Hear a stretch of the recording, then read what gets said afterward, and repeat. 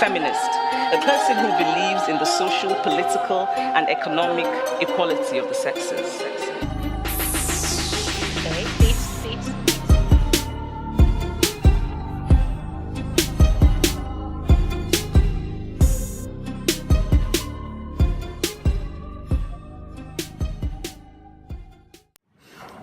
Generally, when I hear the word feminist, I think of people who are solely determined to bring down the established hierarchy of society and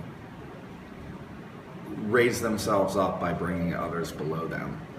I think the word feminist has an attachment to it that means anti-man, or I think politically it has an agenda that goes against the actual, the agenda that goes against the actual movement. I think it actually sets women back further.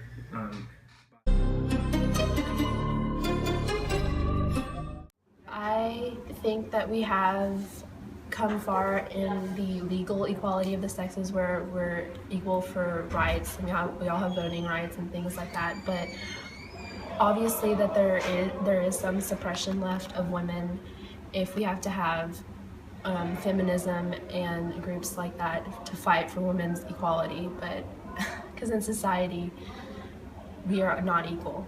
Well, I know a lot was accomplished in the 60s and the 70s, but it seems like that movement has died down, even though full equality hasn't been reached yet. So I think it's going to be picking up again, and we should make sure everything is equal.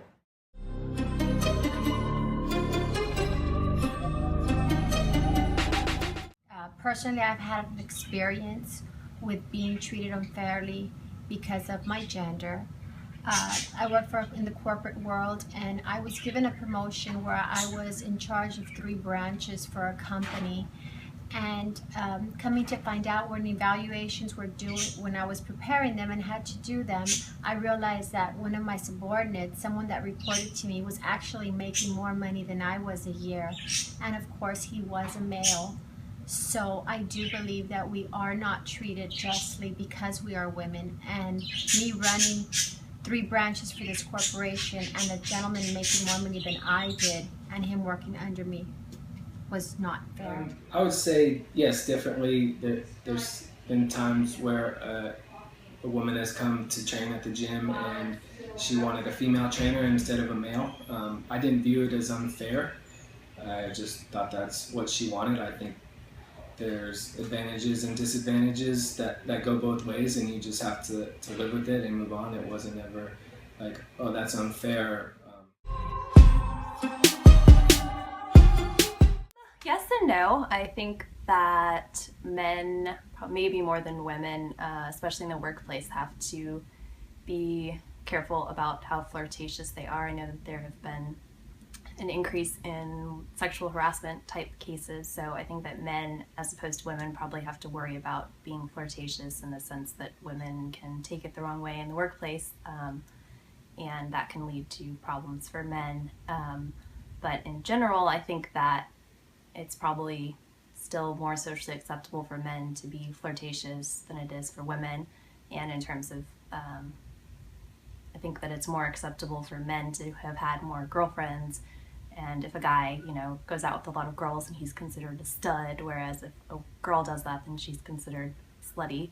So I think that there are still differences in terms of how flirtatious men and women can be. No, they can't. And by punished, I would say they're more judged by society in a harsh way. Definitely a flirtatious woman is going to be judged more than a man who's being flirtatious.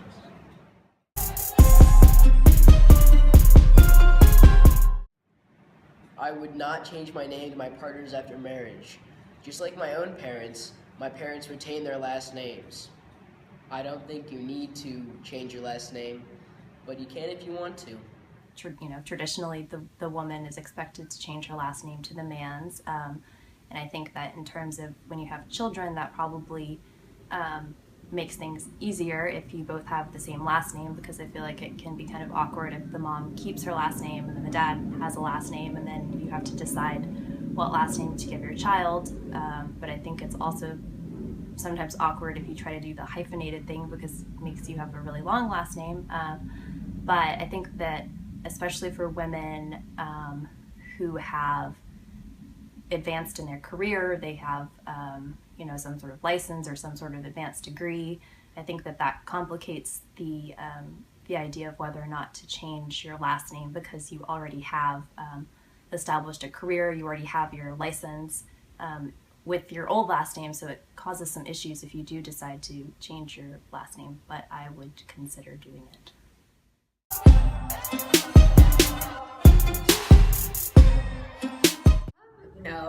No. I mean, I think if a guy thinks that's emasculating, then that girl should really think about if she's gonna stay with that guy.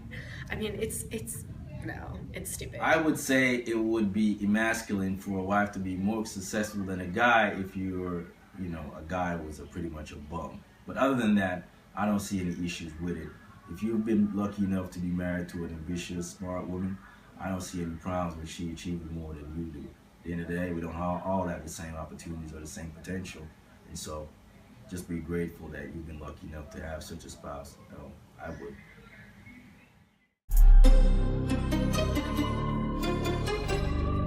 I personally do not think that divorce makes a woman less desirable, because, the divorce could be partly the man's fault and partly hers. I mean, all humans have their flaws, so it's not, there's nothing wrong with the character of the woman just because she has been divorced. I mean, also divorce could be the man's, she wanted the divorce. I don't think that changes what the woman stands for or anything. I never thought of this until now that I am recently divorced. I do believe that a woman could be less desirable as a divorcee. With that, I say maybe because a gentleman or a man doesn't want to get involved, and especially if there's children, they might wonder, what happened in that marriage? How is she? Is she trouble? This is my thought. It may not be a good one, but yes, I do believe that we are just a little less desirable as a divorcee. I feel more comfortable around girls because I feel like girls are very naturally, well, I mean, there is a tendency for girls to be catty towards other girls, but also girls are so nurturing. You need a if you need something, if you need a tissue, 5 girls will pull it out of their purse. They're like, oh, I have tissue. It doesn't matter who you are, who you're friends with. If you need a tissue, if you need a tampon, if you need food, people will pull it out of their purse for you. And then boys are savage. They're like, oh, you need tissue? Suck it up. And it goes, like everything, it goes back to that, oh, you are weak if you don't have a tissue. I feel more comfortable around people of my own gender because I've grown up like that, and it's kind of there's less tension between us than a person of the opposite gender. But I have friends of both genders.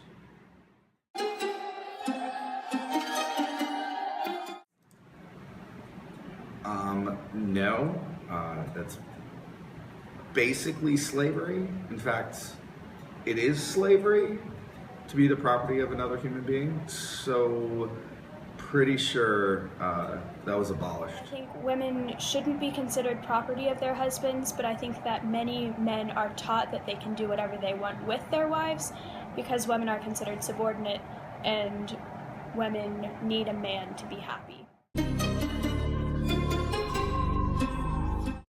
But in a situation where both parents, mom and dad, are responsible, I actually think the woman should have the right over the guy. And my reasoning is, I think nature is pretty clear on this. In every species there is, whether it be human beings, monkeys, bears, lions, it doesn't matter. Women are naturally more nurturing than guys in most cases. And so I think that's the way the society was. Nature has already created that. There's a reason women have milk in their breasts to feed the infant, not the guys. So clearly nature had demanded for young children to be with their I mom. think raising children should be a joint effort so that neither parent feels like they are doing more of the work, and so that the kids are able to know both of their parents equally. You wake up, post up, round in it, flossing on it. This diamond, my diamond.